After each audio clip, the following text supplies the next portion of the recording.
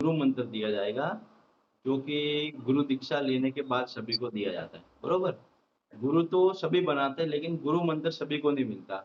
बहुत सारे ऐसे हो गए जिन्होंने गुरु बना के रखे, लेकिन अभी तक उनको गुरु मंत्र नहीं मिला। तो गुरु मंत्र जो किस्मत वाले, जो भाग्यशाली होते हैं, जो अपने आध्यात्मिक मार्ग में आगे बढ़ना चाहते हैं, उनको ही गुरु मंत्र मिलता है। क्योंकि अभी हमारे जो हिंदुस्तान में पॉपुलेशन बहुत ज़्यादा है, लेकिन सबके गुरु होते नहीं है, बरोबर?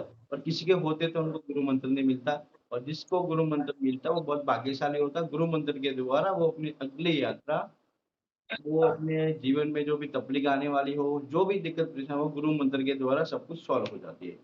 गुरु मंत्र मिलने के बाद आपको चलते, फिरते, नहाते 22 घंटा आपको मानसिक जाप करना है, ठीक है?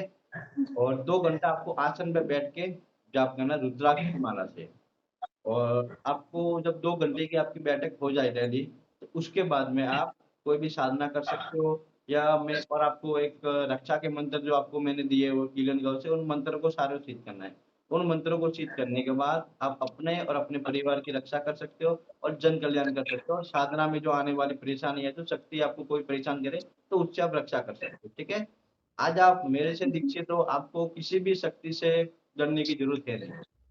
कोई भी शक्ति आके बोले सीधा मेरा नाम बता लेना, कोई भी शक्ति आपको परेशान नहीं करेगी, कोई भी आपको वचन वगैरह नहीं है तो मेरा नाम बताना, आदेश बोल देना, मेरे गुरु का आदेश है, और जैसा आप बोलोगे वैसा ही वो करेगी, ठीक है? उसके बाद ये जो गुरु मंत्र आपको 2 घंटे तो आपको आसन पे बैठ के जाप करना है, और उसके बाद 22 घंटे चलते-फिरते, नहाते-धोते जाप करते रहना है। हमारे 2 शरीर होते हैं, एक सूक्ष्म शरीर, एक स्थूल शरीर। ये जो हमारा स्थूल शरीर है बॉडी, इसको बोलते हैं स्थूल शरीर, और हमारी आत्मा होती है उसको बोलते हैं सूक्ष्म शरीर, बरोबर? तो तंत्र जी। में जो सारा कुछ काम होता है वो सूक्ष्म शरीर के द्वारा होता है। जब हम जब हमारा सूक्ष्म शरीर बाहर निकल जाए हमारे शरीर से, तो इस शरीर की कोई वैल्यू नहीं है, हम मर जाएँगे, बरोबर ना? तो मरने के बाद हमारी कोई कदर नहीं होती। जैसे हमारा हमने प्राण त्याग दिया, तो घरवाले हमें ऐसे बोलेंगे कि आप जाओ और ज़्यादा टाइम मत रखो, नहीं तो बदबू वगैरह मारेगा, बरोबर? तो ये जो स्थूल शरीर है, इस शरीर की कोई वैल्यू नहीं है। जो सूक्ष्म शरीर रहता है वो मरने के बाद भी आगे की यात्रा करता है।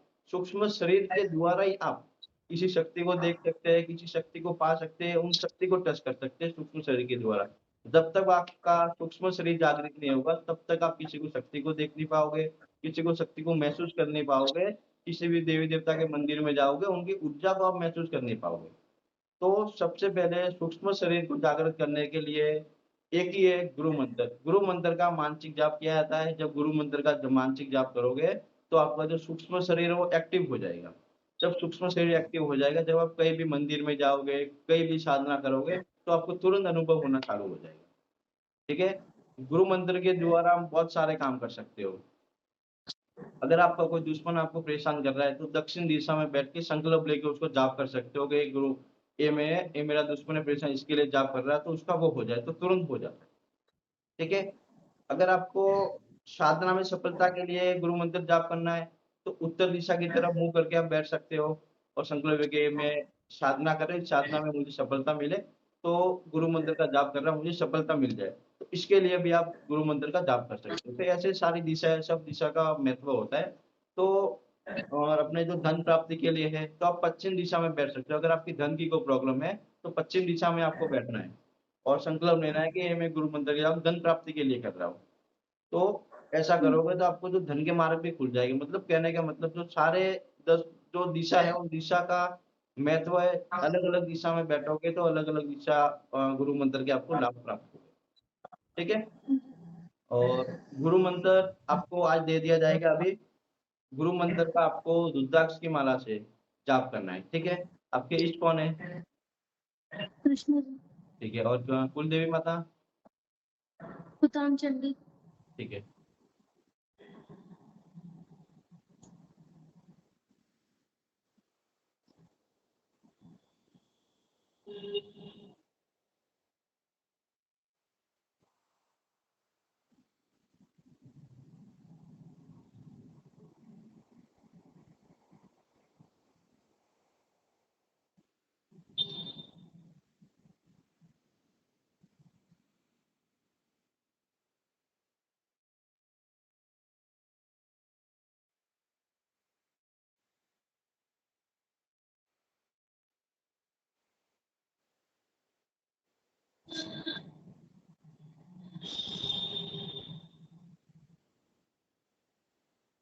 ठीक है, अभी आपको एक कॉल करने के बाद मैं पर्सनल कॉल पे आपको गुरु मंत्र दे देता हूँ, उसका आपको जाप करना है और रुद्राक्ष की माला से जाप करना है आपको, ठीक है?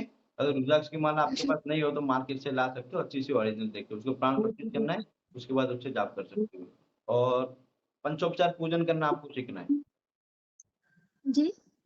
पंचोपचार पूजन करना आपको सीखना है, पंचोपचार पूजन। उसमें सबसे पहले गुरु का पूजन होगा, उसके बाद गणपति का पूजन होगा, उसके बाद अपने इष्ट का होगा, कुलदेवी माता का होगा और पितरों का होगा और स्थान देवता का होगा। इन 6 शक्तियों का पूजन होगा। इन 6 शक्तियों का पूजन करोगे तो आपके सारे मार्ग खुल जाएगा ऑटोमेटिक।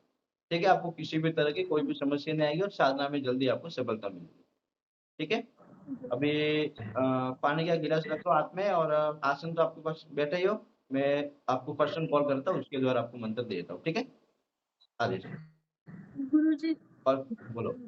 मैंने मेरे रुद्राक्ष के एक माला से हाँ, नवाण मंत्र का जाप किया था। हाँ, मतलब 1.25 लाख तो नहीं हुए, बट हाँ 1 लाख के आसपास हो गए होंगे जब। फिर हुँ, मैंने बंद कर दिया था उस टाइम से। हुँ। तो रुद्राक्ष को भी प्राण प्रतिष्ठित करने के लिए। नहीं तो आपको मैं भेज दूँगा अभी दिन करके, तो उससे चालू कर देना। जो गुरु माला होती है ना, जो मैं गुरुदेव माला जी। भेजते हैं, उसको गुरु माला बोलते हैं और उनके द्वारा हम गुरु मंत्र का जाप करते हैं, बरोबर? और वो माला हम किसी भी साधना में यूज़ कर सकते हो। सबसे बोलते हैं ना, जब हमें कोई शक्ति का प्रत्यक्षीकरण नहीं हो रहा है, जब शक्ति कोई हमें परेशान करे, तो आप अपनी गुरु माला से, जिस माला से आपने अनुष्ठान किया है, उस माला से आप जाप कर सकते हो। तो तुरंत आपको उसका अनुभव होना चालू हो जाएगा और प्रत्यक्षीकरण सबसे जल्दी होगा। ठीक है? तो आपको मैं भेज दूँगा गुरु माला, तो उसके हिसाब से आप उससे जाप करना चालू कर देना। अभी सबसे पहले पूजन करना सीख लो आप। ठीक है? पूजन करना सीखने के बाद आपको मानसिक बैठ के गुरु मंत्र जाप करना, अभी जो मैं आपको दूँगा। ठीक है? उसके बाद 1.25 लाख का आपको अनुष्ठान करना है, उसके बाद उसका हवन करना है। हवन करना आपको सीखना है, ठीक है? उसके बाद हवन करने के बाद फिर आप अपने जो कीलन का उसके जो मंत्र आपको दिए हुए, वो सारे एक-एक करके जी। आपको मंत्र सिद्ध करने हैं। उसके बाद आपको जो आपको साधना करनी है, जिस भी शक्ति के प्रति प्रेम है, वो आपको मैं साधना करा दूँगा आगे, ठीक है? आपको किस क्षेत्र में आगे बढ़ना है, क्या करना है, वो मुझे बताओ, उसके हिसाब से मैं आपको कराता रहूँगा। ठीक है? जी। और कोई डाउट, कोई प्रश्न तो नहीं है अभी आपको?